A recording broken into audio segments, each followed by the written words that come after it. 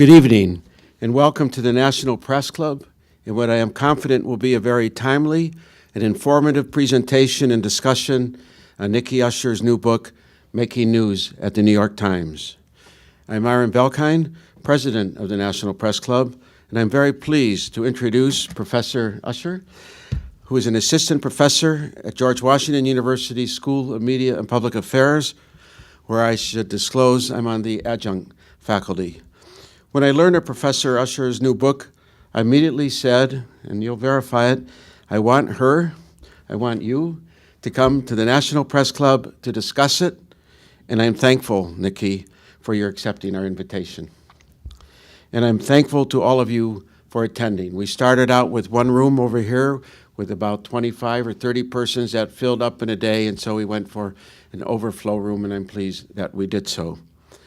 Journalists love to use the word first when they describe an event, and I can justifiably say Professor Usher's book is the first in-depth portrait of what is acknowledged to be the country's premier newspaper in the digital age. And tonight is also, and I verified this with her yesterday, tonight is her premier presentation about the book. Ms. Usher qualifies both as a professional journalist and academic to write this book about the New York Times based on her professional experience, and I call it professional experience as a former college editor myself, that began as a staff member of the Daily Crimson, the college newspaper at Harvard, from where she earned her bachelor's degree. She then worked for the Philadelphia Inquirer, where she covered sports. One of my students would tell you how sports is so important for beginning journalists to get involved with because of speed and accuracy. And she then went on to receive her master's and doctorate of philosophy from the University of Southern California's Annenberg School of Communications, receiving her PhD in 2011, and then joining the faculty at George Washington University in the fall of 2011. The genesis of tonight's event really goes back to 2010, when, as part of her research project, she was given unlimited access to study the New York Times news operations and spent 700 hours over 5 months in the newsroom in meetings with meetings that included those famous page one conferences where the editors determine what news gets that pride of place on the front page. And furthermore, she had daily conversations with colleagues. Most of all, she observed how a newspaper with a storied history in print journalism was transitioning to the digital era of publishing news online 7/24. And through her writings in this book, we, the readers, are taken right inside the New York Times to see the reality of how the print and online cultures are evolving, if not clashing at times, and which is, of course, not only a lesson for the New York Times, but for media outlets around the world. After Professor Usher makes her presentation, we will have a question and answer session. She'll also be happy to sign copies of the book that are available for sale outside. And so without further ado, ladies and gentlemen, let us please welcome to the National Press Club, Professor Nikki Usher of the George Washington University School of Media and Public Affairs.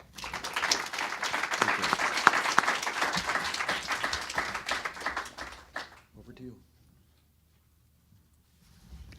So thank you to Myron, and thank you very much to the Press Club for having me here. It's an incredible honor to be here.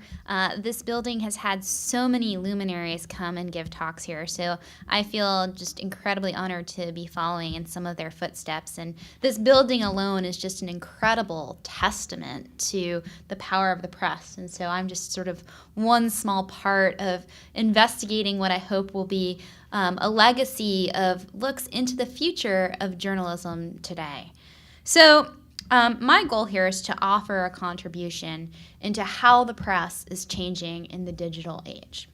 But to give you a step back as to where this all began, it starts when I was a journalist at the Philadelphia Inquirer.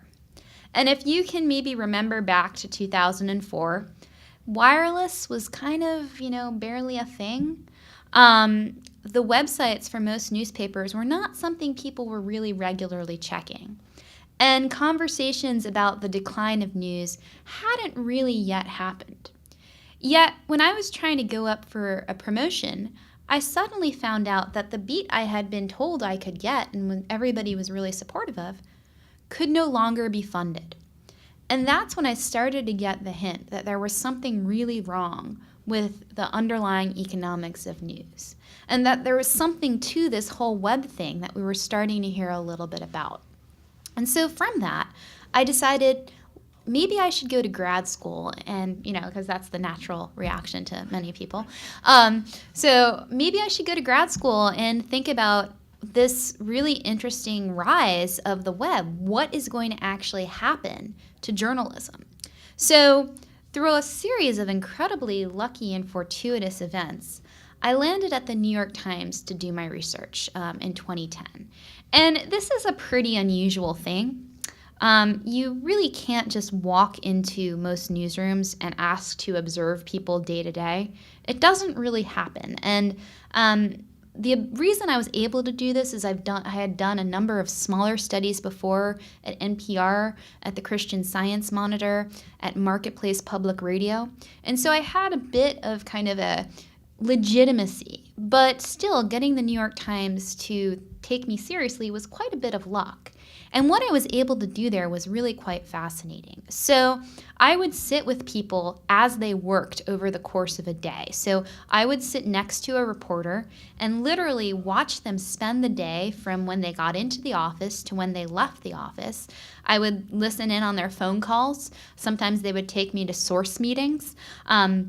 Sometimes I would watch them typing the notes to their interviews, and they'd be on the other end and asking questions, so I could capture the whole interview. I would often be privy to their emails, which they actually didn't care that much about, so I was reading about when they were picking their kids up for soccer practice. And then I'd go to almost every meeting you can imagine. Any meeting that generally had about 5 or 7 editors, I was pretty much welcome at. So it was just this incredible opportunity to gather data. And over the course of that time, I had over 81 interviews with members of the Times. So we're talking about sort of unfettered access. Anytime I wanted to go to the New York Times, I could be there. So if it was at 2 in the morning, I was there a couple of times, or at 6 in the morning, I could be at the New York Times. And that underlying question was, how is the New York Times adapting to the digital age?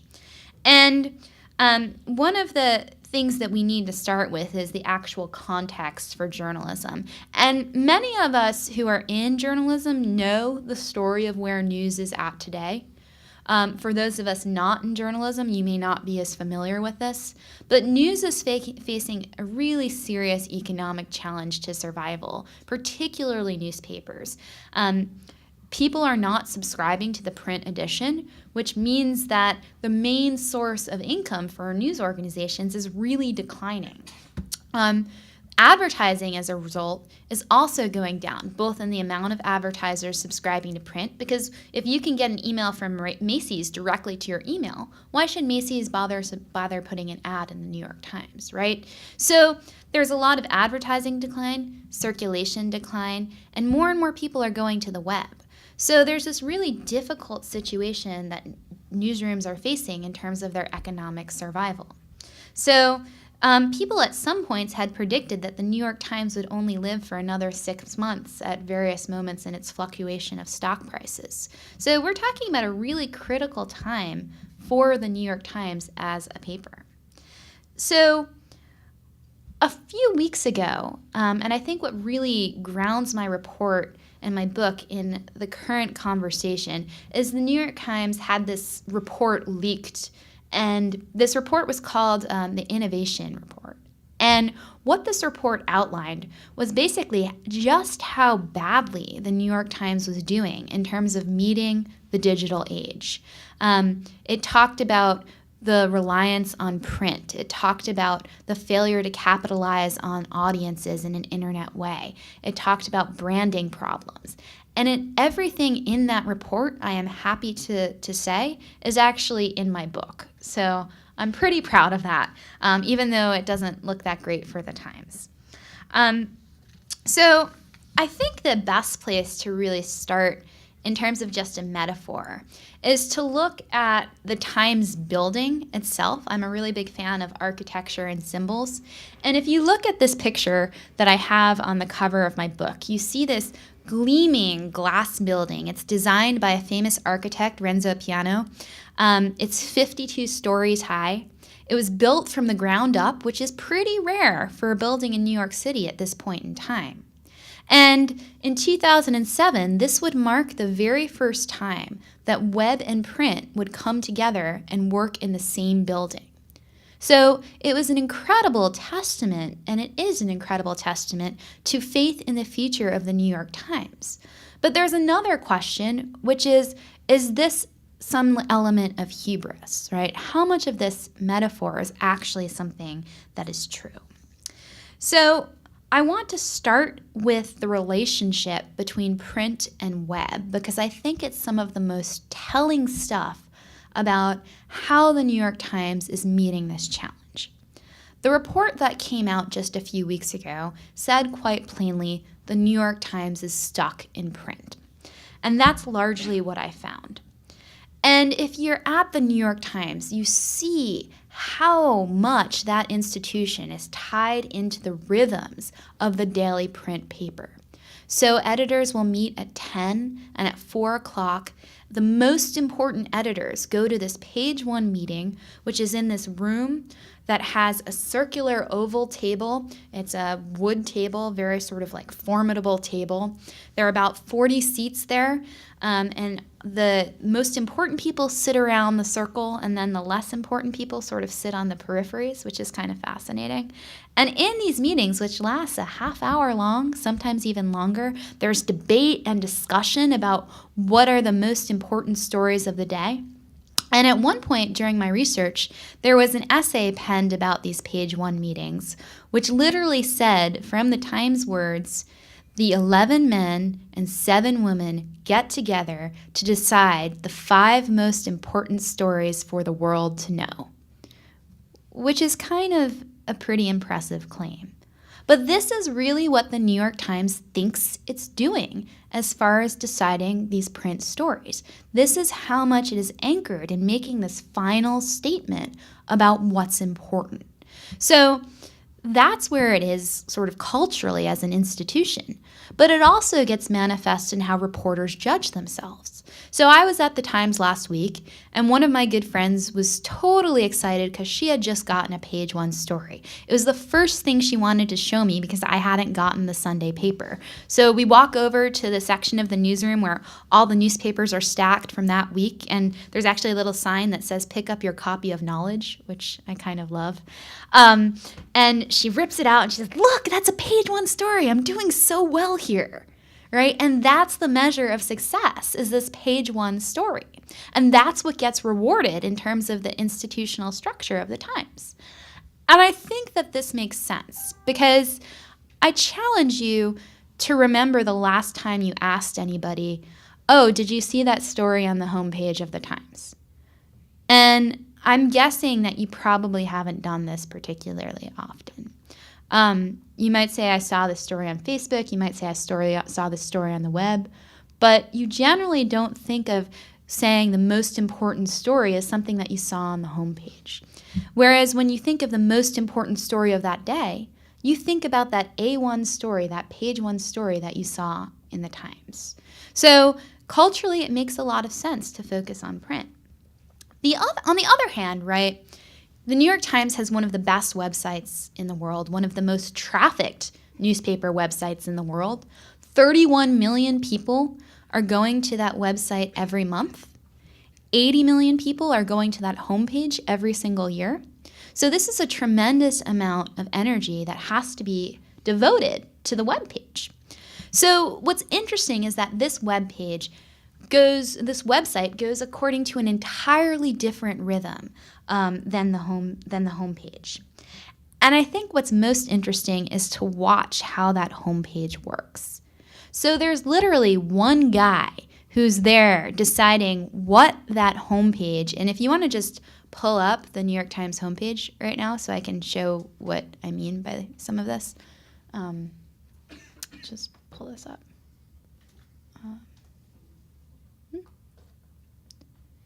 So what I'm going to show you is what exactly this single person has control over. It's every single headline that goes up on the web page. It's the placement of every single story. It's what stories go up when. It's one person making all of these decisions. He gets some input on what stories, but it's one guy or one woman or whoever it happens to be running that desk making those decisions, because that person is the one person actually in control of the website.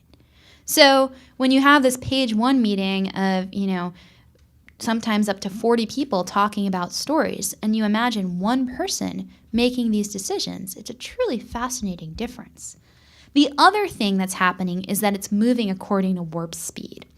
And this speed is this constant demand for getting something new on the website.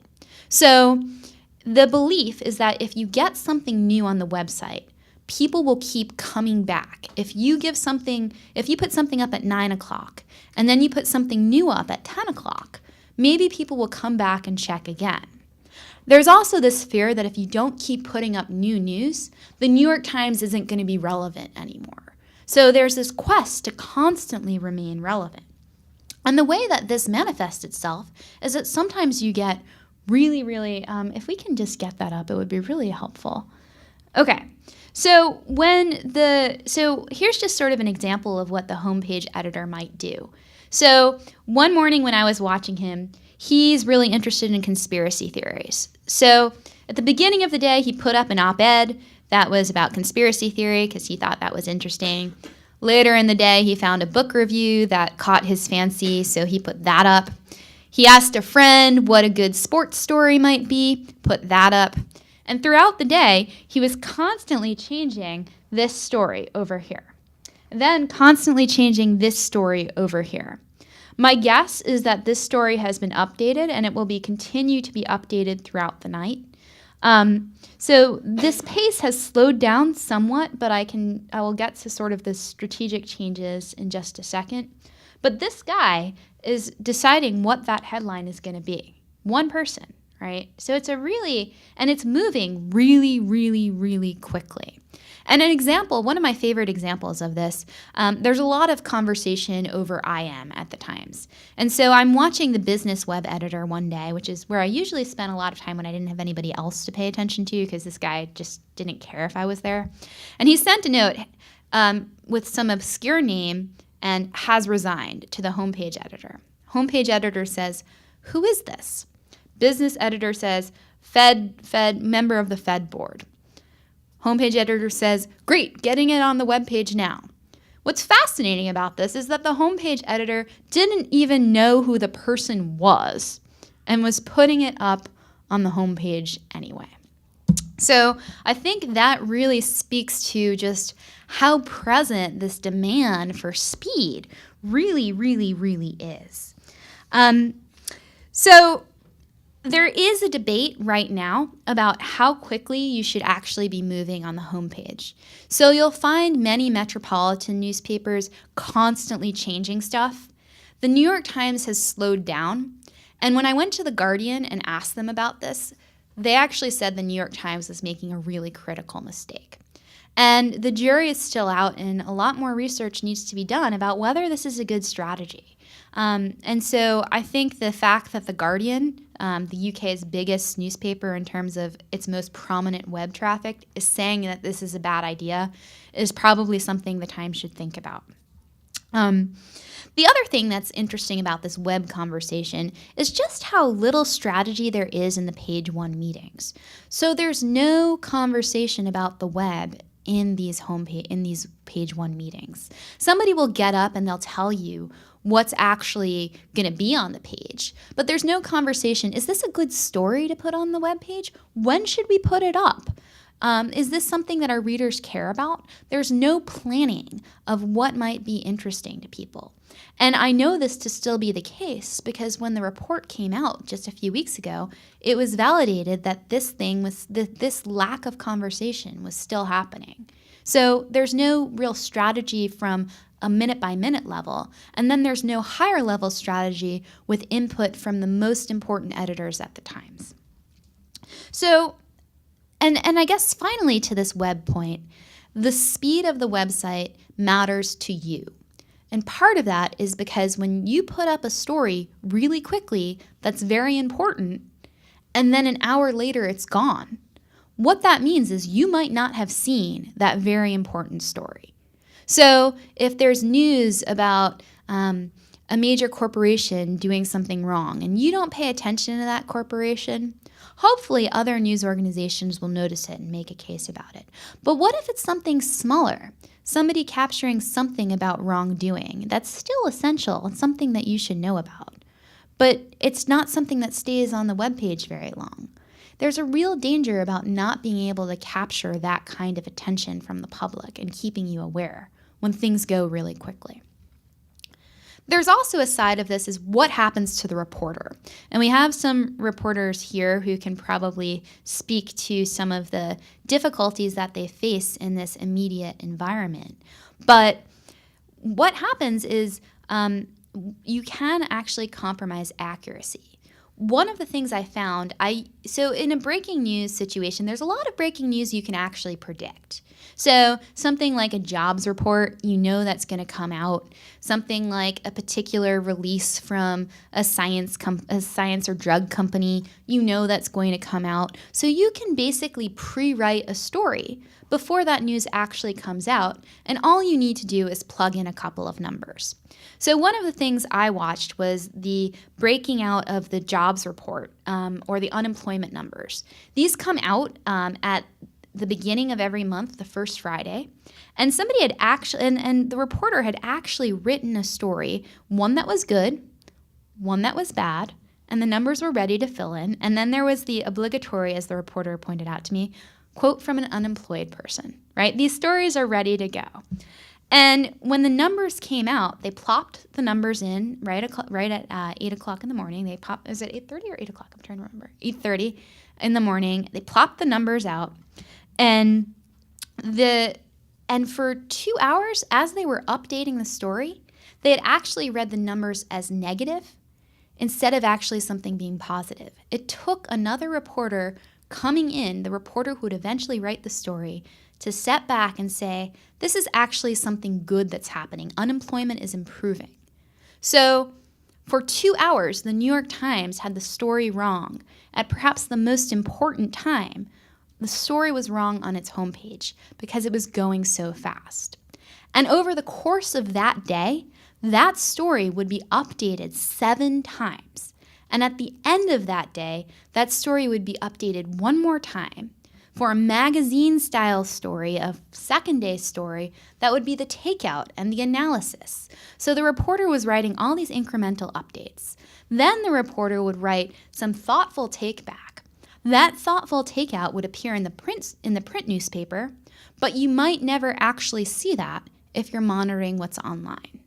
So the question is, what kind of effort do you actually want to put in, and where do you place your resources?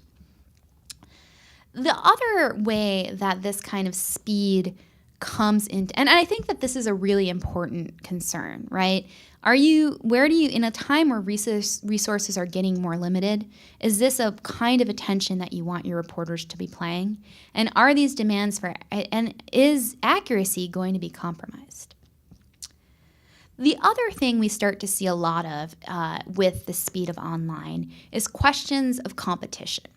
So one of the things that's most interesting is watching how news organizations respond to each other in a 24/7 online environment. And a lot of the time, this is for really silly stuff. So one of my favorite examples, I was there in the Times building when the iPad was being unveiled. I know that seems like a long time ago when the iPad came out, but so the day went through and, important news about the iPad was covered. At the end of the day, tech reporters were bantering about how the iPad had something to do with menstruation, right? iPad, menstruation, right? Just totally stupid. And one of the Times bloggers said, should we write a blog post on that? That's kind of funny. People are, joking about it. And the editor was like, no, that's really stupid. Why would we dignify our time with something as stupid as that? And soon enough, the Wall Street Journal had actually posted a blog post on the iPad Maxi Pad, right? So what did the Times then do? Got a blog post as quickly as possible. So, this is the kind of incremental sort of competition that lends itself to some of this really silly distribution of resources. On the other hand, though, there are some really critical stories that beg the question of how they should be handled online. So when I was in the New York Times, one of the things that we found out was that Goldman was shorting the housing market. Huge scoop by the Times, right? And the question was, do we put the story online first? Do you put the story print first? If you put it online first, do you put it online in the beginning of the day, at the end of the day, at night? What do you do with the documents you want to share with people, right? All of these questions. And the New York Times has decided by now that putting stuff online is more important than putting things out in print. And that's debated among people. People are still not convinced that you should share the biggest fruits of your labor online. So people are still sort of before you put it in print. But what happened in this case, they're also still concerned about getting beat by competitors. So what happened in this case is they put the story up at 9 p.m. So that way the Wall Street Journal couldn't put it in its print paper. So again, being concerned about that print paper, even though there's conversation about online. They put the documents up at 12 in the morning, but soon enough, right, as soon as that stuff had happened, the Wall Street Journal was out with its own story. So in the era of the web, even if you have a huge scoop, you can instantly get matched by a competitor. And I guarantee that most people who aren't avid news watchers can't really trace back or care very much about who got that first story. And that's a real reality and something that we need to be concerned about in terms of building loyalty to newspaper sites when you're asking people to begin paying. So I want to shift now to the other area of the book that I thought was pretty interesting in terms of a critical moment, which was how social media came to the forefront at the Times. And when I was there, it was actually pretty interesting because people were still uncertain about whether they wanted to join Twitter. Some people weren't on Facebook. There was still kind of a time when there was a lot of resistance. And it's good to know that most of those people are indeed on Twitter.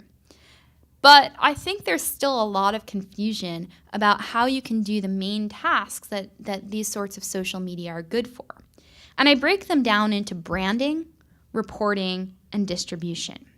And so by branding, I mean establishing a personality, right? And so who you are, what kind of person you are, who you are beyond what you cover.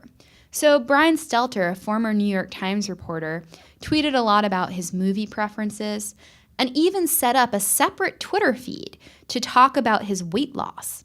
So this is the kind of branding that people do outside of their journalism. There's sort of the basics of reporting where and this usually happens around major events, right? So if there's an earthquake, you can go on Twitter and look for people who are victims of the earthquake, or go on Facebook and try to find people in your networks who might know somebody who has been affected by that earthquake. And then there's the question of distribution. And distribution is basically how do you get your content out to people through social media? And that's really what concerns the larger news organization. And the New York Times, when I was there, and as evidenced in the report it just released, doesn't have a clear strategy for A, how to actually plan this out, and B, how to measure the returns on the investment in the best way that you can sort of measure returns on investment as a news organization. So the questions are, when do you put something out over Twitter? How do you know if it's a success? How many people should you be trying to attract? What do you say? What platforms are best for what kind of news? Is something better on Instagram? If it's good on Instagram, should you put it out over Facebook? These are things that the news organization still doesn't know, and I argue are critical. Because if you look at BuzzFeed, how many people here have shared something from BuzzFeed? Probably some people have not, yeah. But a lot of people have, right? And BuzzFeed has been able to talk about raising $200 million because it's so good at social sharing. So if the Times can figure this out, that's a really good thing. And I think it's really disheartening to know that the editor-in-chief of the Times right now, the executive editor, Dean Baquet, had a dormant Twitter account when he became editor of the New York Times. I mean, that's really concerning. And the fact that Jill Abramson, former executive editor, rarely ever tweeted, right? So you're talking about your top management never really engaging in any kind of social media conversation. And the last thing I think that's really interesting about social media is that there's still an unclear ethics policy. There was when I was in the newsroom, and there still is one today. And when I asked when I was in the newsroom if I could have a copy of the ethics policy, the standards editor said to me, it's not ready, it's just an email form. You can have it here attached to your email, but please don't put it in your dissertation. Just please don't, right? And that's still the state at the Times for social media. So, but the thing is, things happen that really question ethics. So one of my favorite examples is a reporter named Hiroko Tabuchi and her tweets with regard to Toyota. And like now, there were faulty brakes with Toyota. Now there are faulty brakes with GM. And she began tweeting about how she was being treated at a press conference and eventually said, "I hate you, Mr. Toyota," which is not what you want to say about the CEO of the company that you're covering, right? You would expect that person to be immediately yanked off of that story. But she argued her way back onto that story, noting that she was trying to just have a conversation with her readers, that this is something that any reporter would say to their friends in the newsroom. And really what this was just an example of her being human. So there's no real consistency of how we apply this across ethical guidelines. So I want to finish up here, and I'm going to just cast some, general comments about the future of the Times. And it's really hard to predict the future. One of the deans of this field, this guy Herbert Gans, who's 86 years old, told me that I shouldn't try to predict the future while I'm still alive. So I should work on it. But I do think probably if I could say one thing, it's that the Times has a really powerful tradition. And that alone, the fact that it is this incredibly strong institution that's been around since 1851 means that you're betting on a really good chance that it will survive. And that strong brand, that strong name, the Times is almost a case of one. And the fact that it has this strong brand and this strong name means that it can continue to attract the top talent, and it continues to be able to make a claim for its authority as the leading news organization in our country. So with that, I'm happy to take your questions, and thank you for your time.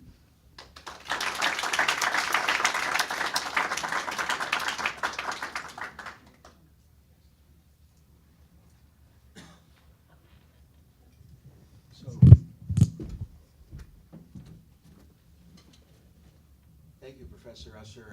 I reread my introduction, and I said in the first line, I am confident that this will be a very timely and informative presentation, and you lived up to both of my hopes and the audience's hopes, and I thank you for that. Please identify yourself when you ask a question. It's very important, since this is being videoed, and we want to keep a record of this event for posterity, that you speak into this microphone. And Rachel from the George Washington School of Media Public Affairs will bring the microphone around to those who raise their hands. So whichever way you want to go, if you want to go there. Hey, my name is Courtney Radge, and I'm with the Committee to Protect Journalists, but I formerly worked at the New York Times. I have to say the observation that there's still one guy sitting there making all those decisions is fascinating, because I worked there in 2004, 2005 in the Washington Bureau, and there was one guy doing all of the web content first and like writing the web stories. So that's really interesting to see that's still the case. But I want to push back on some of what you were saying about BuzzFeed being a good thing, and kind of questioning the idea that there should be this level of expertise thinking about what the most important issues or stories of the day are, because I wonder how you've taken into consideration the idea of algorithmic censorship and the rush to the lowest common denominators you talked about with the iPad example. And is there not still a role for some level of expertise? Are you suggesting that everything should be about what's most popular? And how does an organization like the New York Times, that is so well respected and has this strong brand that I think is under attack given the post-Iraq war coverage, et cetera, how does it maintain its readership online without turning into a BuzzFeed, or without losing its reputational advantage? And how do we keep getting the news that we need and not just the news that we want? So there are a lot of questions in there, and I'll try to unpack what I think is the key theme, which is, how does the New York Times maintain its sense of authority without going too much over to the dark side and playing to the audience needs? And I think, to be realistic, if the New York Times is going to actually survive, it needs to take into account its audience preferences. And by what I said in terms of social media, what I'm saying is the New York Times needs to get better at figuring out how to market its best content to people. Right? So being good at social media doesn't necessarily mean promoting things that are trashy content, but figuring out how to use social media well within some of these algorithms, being able to understand, right, some of the ways that your stories are being shared, who the biggest influencers are. That's not really algorithmic, but understanding how the influencers map and pattern those, and best times of day, right? That's critical to being able to figure out your strategy. And social sharing really works. In terms of, racing to the lowest denominator, I think what the Times will find and should find and is finding is that because of its unique audience, it can continue to promote its really good content. And that is the content that is going to be shared. At the same time, it's undeniable that the most shared story of last year was a quiz about dialects. So, there needs to be a balance, right? I think that's the answer, is there needs to be a balance. But you can't ignore anymore how critical this audience is. Hi, Professor. My name is Eric, and I'm a student in SMPA. My question is being someone in the younger generation who has an attention span of 15 seconds, did you see during your time at the New York Times, I think of where I get my news like Vox and BuzzFeed, did you see them shortening their stories? And is there maybe not journalistic integrity that's at risk, but the amount of in-depth coverage during your time there studying it? So I think it's not generational specific, because most people in this room are actually empirically shown to have pretty much an attention span of 15 seconds. So, but in terms of shortening stories, actually what we've seen is there's a growth of stories over 3,000 words and a decrease in stories that are less than that. So I'm trying to explain this, but there are more longer stories than there used to be, but there are also comparatively more shorter stories. So overall, there are more shorter stories, but there are also more longer stories than there used to be. Does that make sense? But it's interesting to note some of the trends that AP and Reuters, the changes that they're making, and they've just capped stories at 500 words. So that, I think, is particularly interesting, making that decision. But I don't think the Times is going to take its major stories of the day and suddenly decide to make them shorter, right? That one I think would be like a huge institutional blow. Hi, my name is Dan. I am a web developer and former journalist, I guess you could say. So I'm looking at this from a couple different perspectives, and I wonder if you could talk a little bit more about this comparison you make, which I'm not sure is totally, it doesn't quite work for me, comparing the A1 page with the home page with a newspaper. A newspaper, you pretty much have to look at the home page or the front page before you go and look at the rest of the paper. Whereas on the web, most people don't ever even go to the home page, and so giving the same kind of attention to A1 as you give to the home page is it's sort of, you wouldn't expect that. So I wonder if you could speak to that comparison, and also sort of how editors are supposed to get this, most important stories to their readers when there's no central place that anybody goes to for that. So I think that you are right to say that a lot of people aren't going to home pages. The New York Times alone has seen a decrease, half of its, so from 160 million people to 80 million people in the past 2 years. It's seen that kind of drastic decline in homepage traffic. But what the homepage does is still, significant amounts of people are going. So you're talking at any point, maybe 20 to 40% of people are going to the homepage.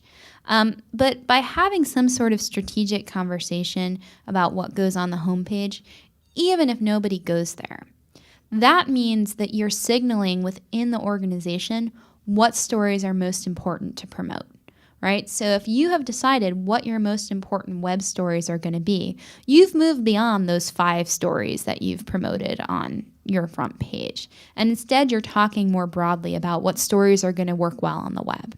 So I think that that's really the critical discussion that needs to happen is, what are good web stories? What are stories, and how do we get them read? Does that sort of?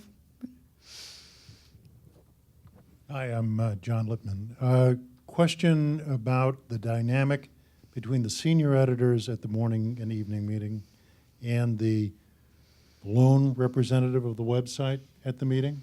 Did they listen to this person? Did they kind of pro forma, oh, thanks, was there interchange, and was there an equal status? So there's a kind of 2 sides to this. The person who was that web person when I was there, first of all, that person is not the person manning the homepage. It's somebody different. So that person was this guy named Jim Roberts, who is a really established guy. He's come up through print and had a lot of gravitas within the organization. So in terms of personal gravitas, I think that matters a lot. But when he went and spoke to the meeting, he was literally just rattling off what was going to be on the web that day.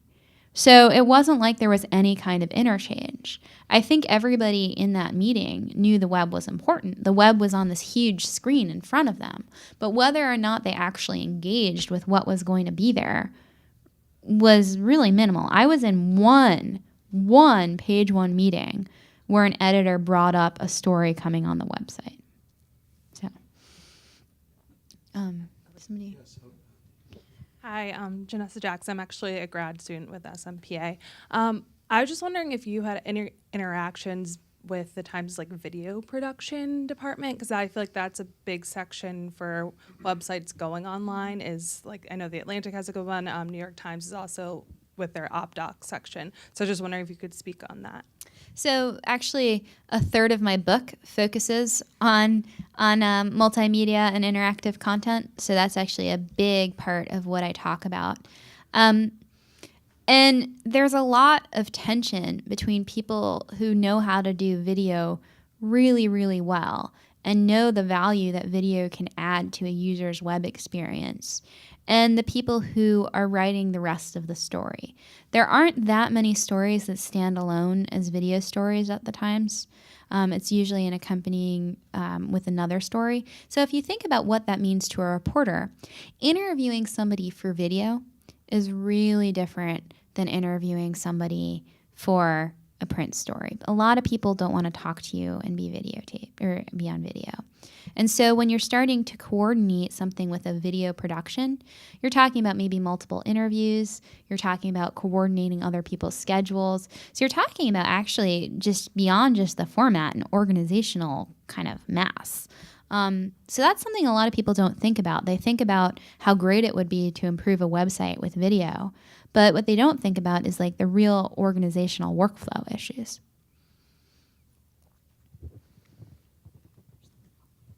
Hi, I'm Christiana. I'm a student at Johns Hopkins, and I'm wondering about the today's paper, which is a new online edition that's actually like looks like the homepage of the actual print edition. It's a new way to display online content, and I'm wondering if you know anything about that and how that's working versus the regular website. So today's paper has actually been around to some degree for a long time, because there's always been a way to look at how the paper actually looks, what the front page looks like, and the static view of what's actually in the newspaper. So you could go to page 1 and see what those stories were, and page 2 and see what those stories were. So that has been around for a while, some sort of form like that. And I know just anecdotally that's something that some people in an upper age demographic like. But I think what's being replaced by that view is probably more tablet viewing, which presents that same kind of long experience where you can really immerse yourself in something that's very pleasant and good user experience, right? So beyond the web presentation. I'm Lorna Aldrich, a member of the Press Club, and I write for the Press Club's Wire. You haven't mentioned the paywall at all, although you started out with the economics of the newspaper. What role do you think the paywall is playing in how the New York Times is operating now? So for people who aren't super familiar with what a paywall is, it's that thing that when you hit a certain amount of articles and it asks you to pay $12.95 or $22.95, and you can't see any more articles unless you do. The way that that's working at the Times is the real question is, can that paywall actually create a sustainable way to afford the rest of the Times content? And is that paywall going to see significant growth? And right now, that paywall has kind of capped out at about 750,000. So what you've seen over the past couple of weeks and months is the introduction of lots of new forms of offerings. So there's something called New York Times Now. There's something called Times Insider. There's something called New York Times Opinion. So there are all these new offerings. There's been some pickup from that 750,000 number, but the growth is really uneven and it's really hard to predict. So I think it's scary to peg your hopes on a paywall. Hi, I'm Lynn Rothschild-Gagnon. I'm a member here. I'm also a psychologist, and I have two questions for you. First of all, you mentioned The Guardian and the fact that The Guardian is perceiving things differently and acting differently than the New York Times. Can you talk a little bit more about that? And also, as you were talking about all these warp speed changes, what was occurring to me is, well, what did you study in graduate school? In other words, did they teach you about what was happening in the blogosphere and how media was so rapidly changing? Are people actually trained? I guess they're being trained now, but maybe 5 years ago, people were not trained in terms of what to do with the media changes, and therefore the people at the Times are a bit behind the times, perhaps, in how they're handling things. So I guess the first question with regard to The Guardian, there's a lot of shared thinking in terms of the fact The Guardian and the New York Times work on a lot of stories together. So you see collaboration between WikiLeaks. You saw collaboration over the Snowden stories, some of that. So there's a lot of sort of shared beliefs.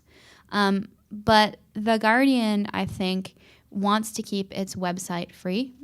The Guardian also, and as a result, it's got hordes of people gathering terabytes of data on every single click that every single person has ever, every single person who comes to the Guardian site is doing. And so they're trying to do, and the Times is doing this to some extent, but the Guardian really believes its future hinges on being able to do predictive powers for discovering traffic. The Times also believes this, but the Guardian at this point is probably putting more effort into that. As for your question about training, I think anybody who wants to be a journalist knows that they're constantly learning, right? You move to a new beat, you learn about that beat. I think if you want to work at the Times, the idea that you wouldn't be learning to adapt would make you somebody who wouldn't be working at the Times anymore. That's, I think, maybe a Times function and maybe not somewhere else that you would see. But as far as what we learn, what is taught, I think you could, some of my students are here, so I think you could probably ask them for their take on it. But, my sense is that you don't have time to teach everything, but we do a really good job of teaching social media. But we also do a really good job of teaching them fundamentals.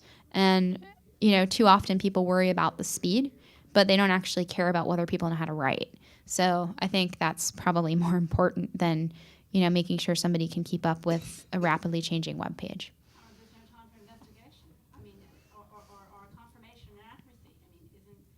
Aren't those other issues too? Well, like I talked about, right, there are disadvantages, but I don't think we have to worry about everything going away, Yeah.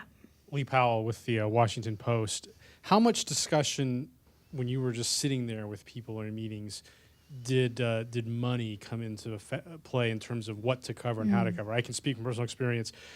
It's almost been a bright line at the Washington Post since we got a new owner in terms of what they're willing to spend and where they're willing to send people now to do stories. And just wondering if that was a big factor in what they did and how they did it, because it's a completely different ownership structure now.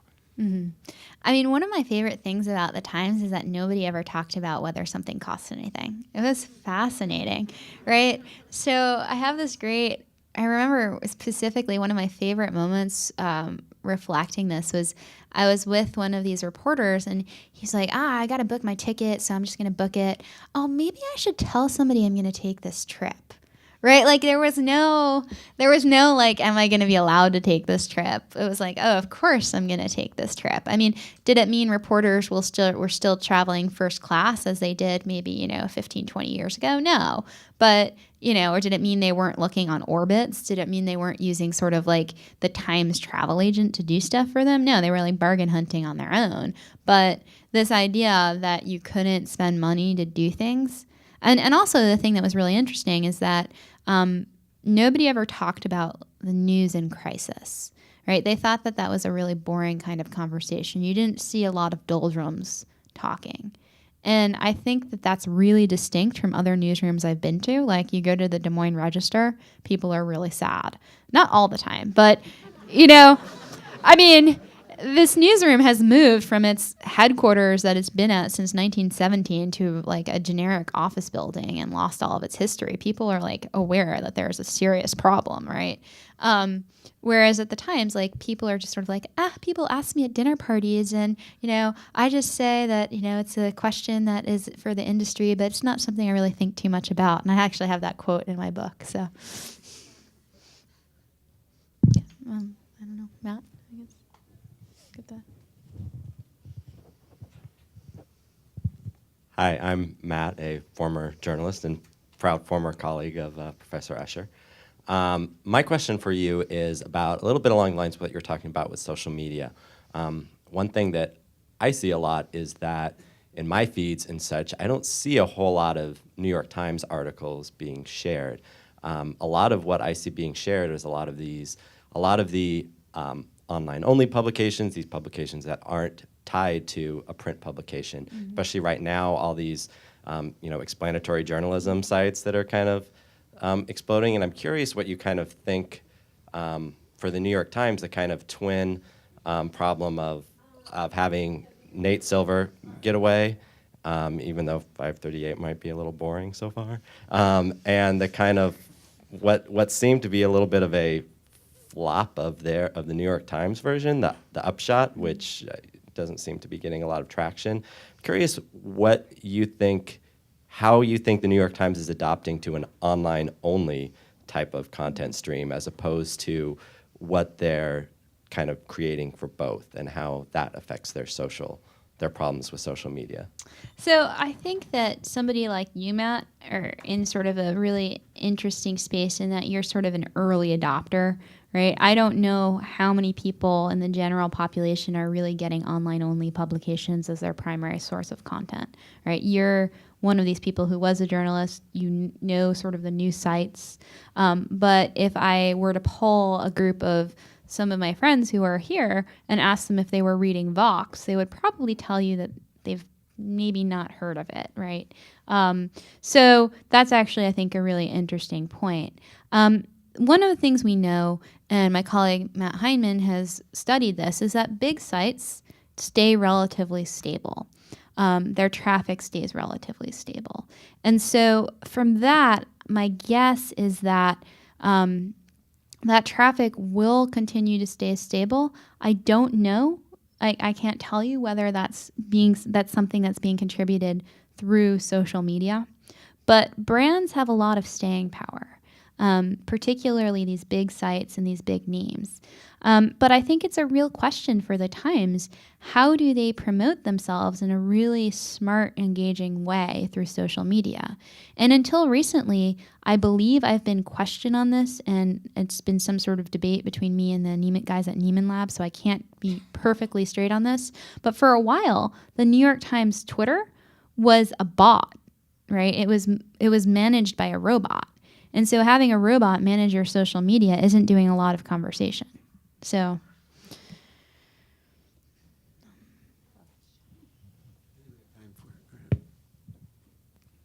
I'm John Perino. I'm an undergraduate in the School of Media and Public Affairs, and I had the privilege of taking social media with Professor Usher. So going off of social media at the New York Times, do you know what their strategy is now? Who's managing that? Who has a say? So one of the things that was really interesting in terms of social media, and I say it's really interesting a lot. I think it's because I still find my book very fascinating, which is good. That's a good thing, right? So the New York Times at one point declared, we don't need a social media editor anymore. This woman, Jennifer Preston, had been sort of the social media nanny. And they said, oh, we don't need this position anymore. And then within a couple of, months, they had rehired somebody to manage their social media. So, as to their specific strategy on a day-by-day basis, I can't tell you. But I think one of the really important things is that they're spending a lot of attention trying to mine their social media data to figure out the patterns that are happening when they share stories. So, for instance, they'll kind of go through a story and see who are the key influencers. So if we're going to have a tech story and we find out that tech guru Tim O'Reilly, if he tweets that story, it's going to get 1 million more hits just by him tweeting at it. Maybe we need to make sure he knows about this story. So it's weird little things like that, charting the pathways of a story and uncovering key influencers, that I think is sort of starting to enter into the conversation. Hi, I'm Susie Kim. I'm a reporter at MSNBC. I wanted to ask about basically the metrics of success for a digital journalist. So you take the example of A1 and getting your stories in A1 at the Times. If you were to translate that into the digital world, we have all these sort of different bits of data and different kind of things, page views, unique visits, comments, social shares, placement on a web page, degree to which the Twittersphere is talking about. I mean, there are lots of different ways to think about how something gains traction online. And I guess I was wondering if you could speak to a bit about what any of that means. It sort of seems like we're moving away from this idea that, well, if something is just the most read story or gets the most traffic, it's the most successful. I think there's even someone from Chartbeat, which does data analytics of websites, sort of saying that, well, actually that's not necessarily the most useful metric, that maybe we should sort of look at the time that people spend on a page and are they actually spending more than 15 seconds on it? But anyway, I was just wondering if you'd speak to that issue a bit, both at the Times and elsewhere.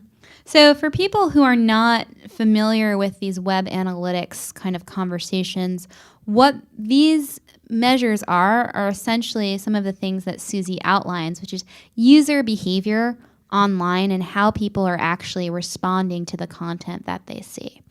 And the reality is all of these different measures, nobody really knows what they mean, right? It's like this made up science. And if you tell somebody they got 200,000 page views, is that good relative to the website? Does that even make any sense? Because maybe you should be looking at whether it's good relative to other stories like it, or maybe you should be looking at whether that's good within the population of people you specifically want to reach as compared to other stories like it, right? So slicing and dicing this kind of information is really confusing. And the other thing is that I think that there's no one solution to any of these metrics for all sites. And I think that's really difficult because what might work for a site like Upworthy, which is sort of this, what is it? It's audience engagement time, I think is one of the ones they're using. So for them, it's how long somebody spends watching a video, right? That's not going to make much sense for something like maybe the New York Times, which may actually care about how many hits a site is getting. So what that means is when advertisers are trying to figure out how much a piece of content actually should count and how much they can sell against it and how much they should be charged for it, it's really hard because the standardization gets really confusing.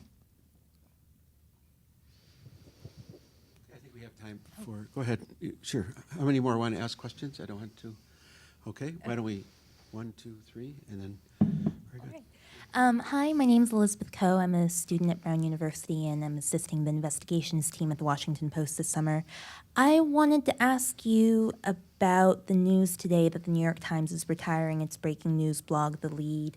It's obviously not the first in a long trend of the New York Times shutting down various blogs like the Green Blog, etc. But following up on the question from your colleague a few rows in the front, I wanted to ask how you feel like that might reflect on the New York Times approach to online-only content, what you think that might mean for its packaging on Bits and Well, and what you think that means just generally for the New York Times approach to those kinds of breaking news situations or even just that kind of coverage in the future.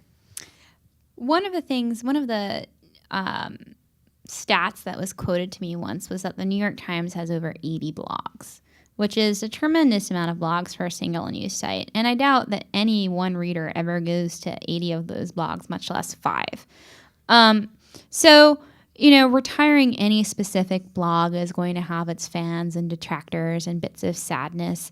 That specific blog, the Lead blog, is a breaking news blog that aggregates tweets, latest on-the-ground information. It is used often for as things are happening on the ground. And I'm not really sure the reasoning behind that. But it may be that a blog that is chronicling through text on a web of breaking news events is not fast enough to keep up with the speed that other kinds of outlets such as Twitter are able to do. So maybe on some level, the social media efforts are making that kind of thing redundant. Hi, I'm Pablo from the School of Media and Public Affairs at the George Washington University. And I wanted to know if you think the information gathered through digital analytics will end up having an impact on print stories and how they're aggregated. So this kind of gets to a little bit of an earlier question, and This has been this idea of whether the numbers game, how many numbers stories get, will influence editorial judgment, is a subject of much research. I've conducted my own research on this at Al Jazeera and the Christian Science Monitor, and people are doing it everywhere. And it's difficult because nobody wants to say that, yes, getting numbers is going to change what I think of in terms of stories.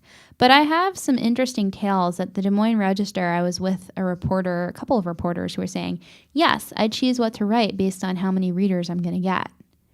And on some level, maybe that's a good thing because people are writing things that are guided by reader interest instead of this omnipresent, sort of omniscient view of like, what the editor thinks people ought to know, right? That's good. We should have some of that. But this distance from what people really care about is not really a reality that can continue to be sustained.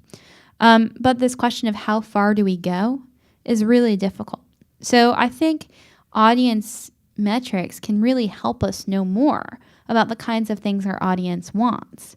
Whether we start to make decisions about what to do, what to cover based on those is difficult, right?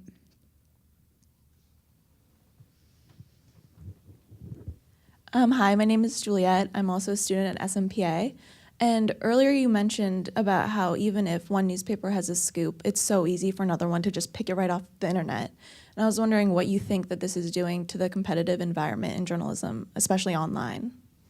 So this scoop for scoop situation, and I think you see it a lot in politics and you see it a lot in business, and it creates, I think, more of a sense of horse race journalism more than there's ever been before, with a quest to be first and fastest, because there's this deep fear within journalism of not getting the story, and this, desire to be the one with authority.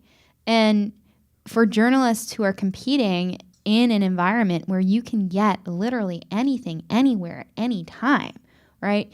You want to be able to say you have what the audience wants and not be left out of that conversation. So I think it's a really difficult balance between chasing the news that everyone has and standing out from the pack and doing something different. I want to thank all of you for coming tonight. I think we owe Nikki a great round of applause for more than living up to our expectations. And Nikki, there's a tradition at the National Press Club, which has nothing to do with digital or print, but it's appreciation. And when we want to express our appreciation to an important guest, we present them with the traditional National Press Club mug.